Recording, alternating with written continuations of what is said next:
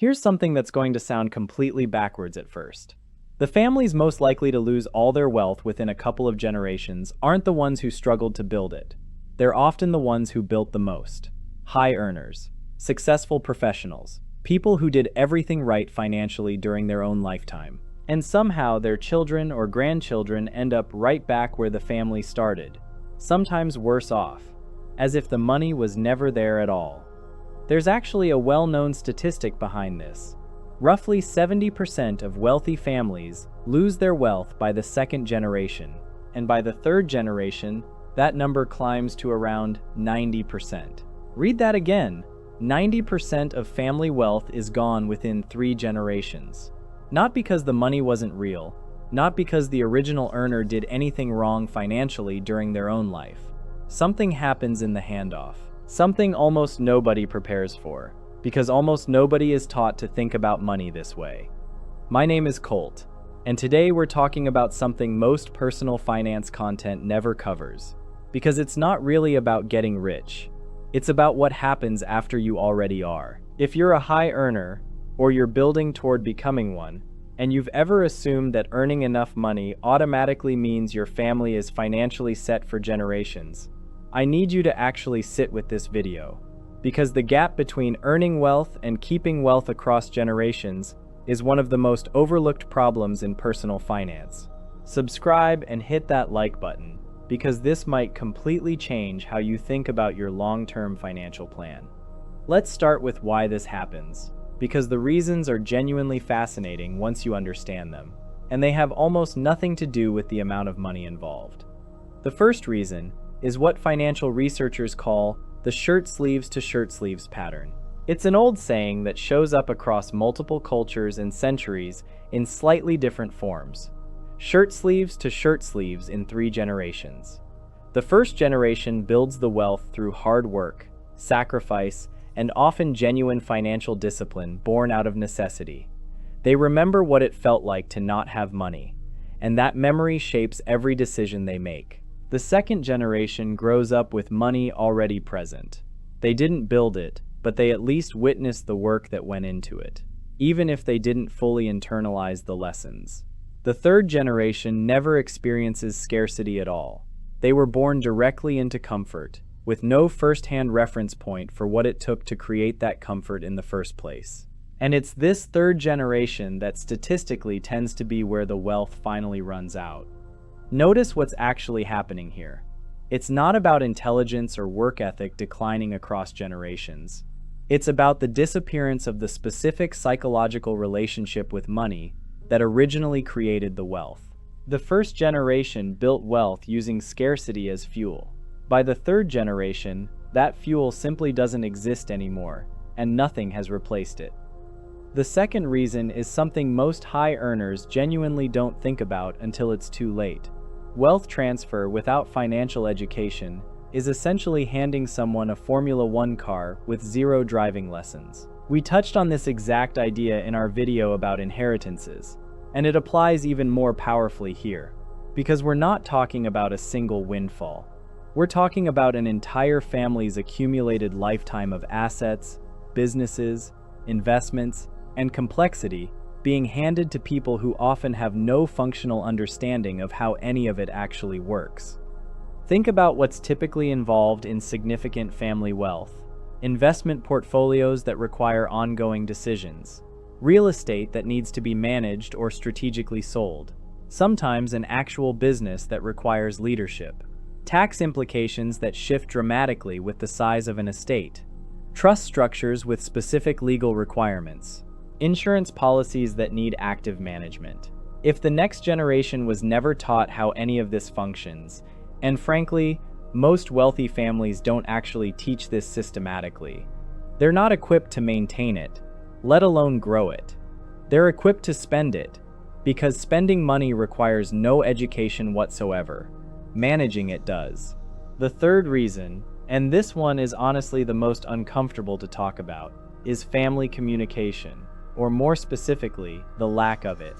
A massive number of wealthy families simply never discuss money openly across generations. Parents don't want to seem like they're showing off.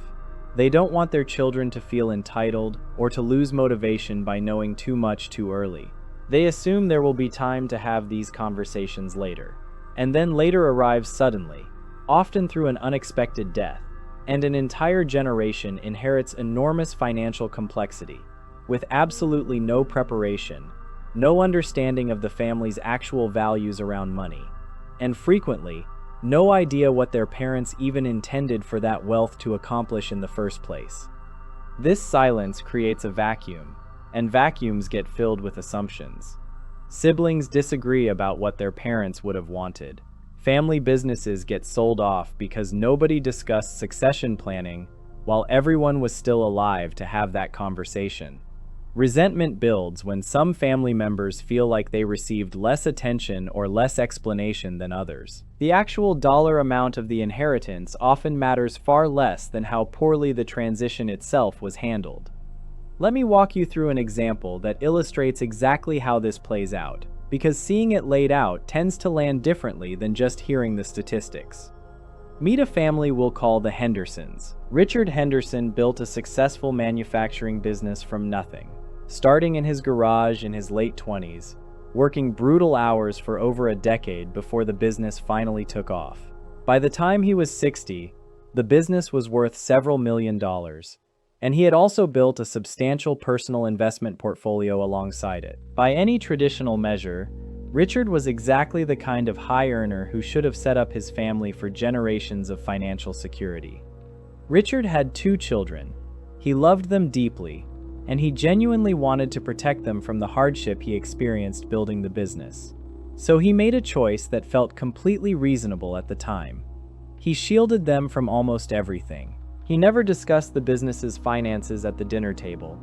He never explained how investments worked, how the company was structured, or what his actual plan was for passing it on. He figured there would be time for all of that eventually, and in the meantime, he just wanted his kids to enjoy a comfortable childhood without the financial stress he had experienced. Richard passed away unexpectedly at 68. Neither of his children had ever been involved in running the business or understanding the investment portfolio. The business was sold within 18 months, at a price significantly below what it was likely worth, because neither sibling had the expertise or genuine interest to run it, and they needed liquidity rather than complexity. The investment portfolio, inherited and split between the 2 siblings, was managed initially by financial advisors neither of them had ever met before their father's death. Advisors who had no real relationship with the family, and no specific instructions about Richard's actual long-term intentions for the money. Within a decade, both siblings had spent down a significant portion of their inheritance on lifestyle expenses that gradually expanded to match their new perceived wealth.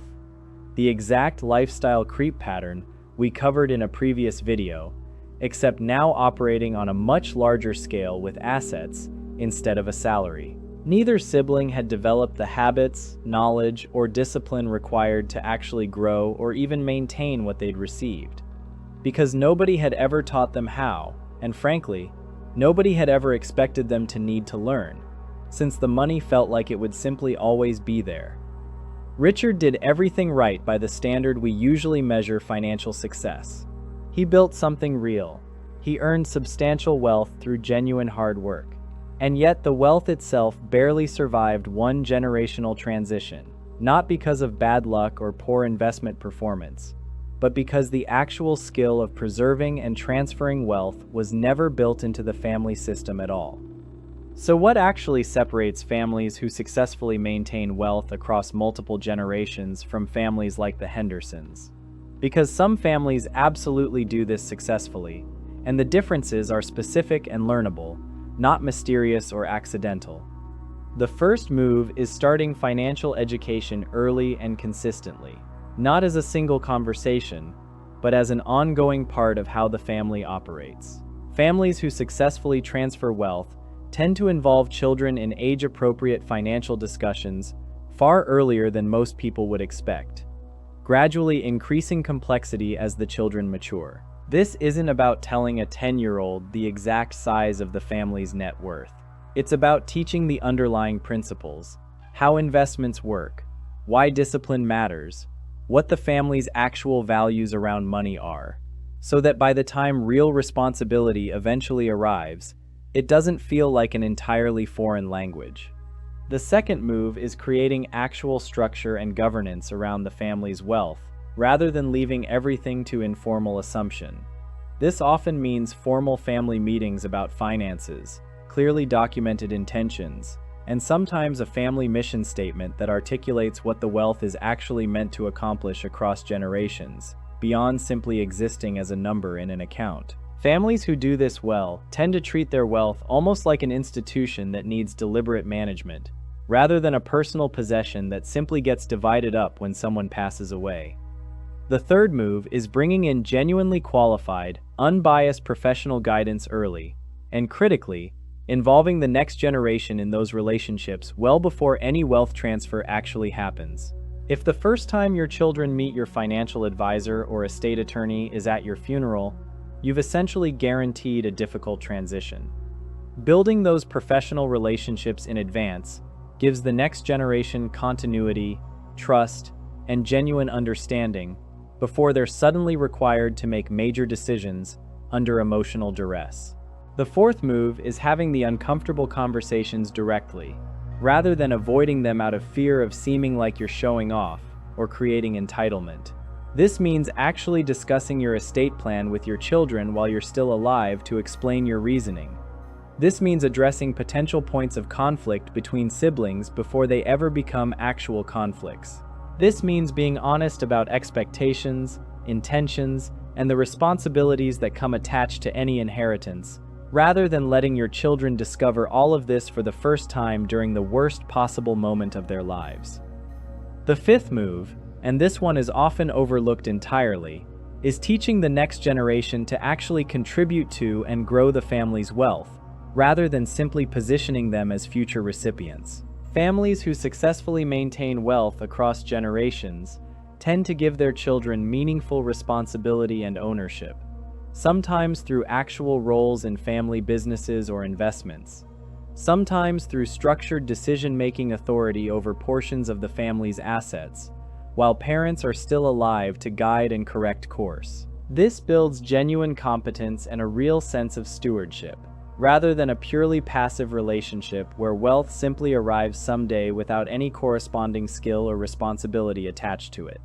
Here's the deeper point underneath all of this, and it's worth sitting with for a moment.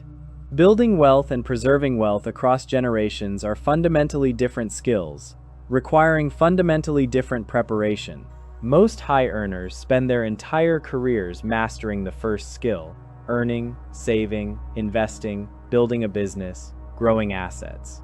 Very few spend any meaningful time deliberately building the second skill into their family system, the actual transfer of knowledge, values, and capability that allows wealth to survive contact with a generation that didn't personally build it.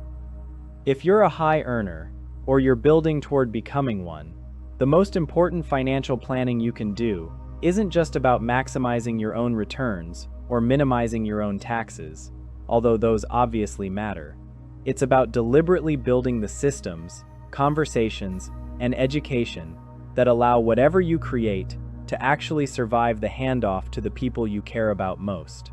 Because the data is genuinely clear on this.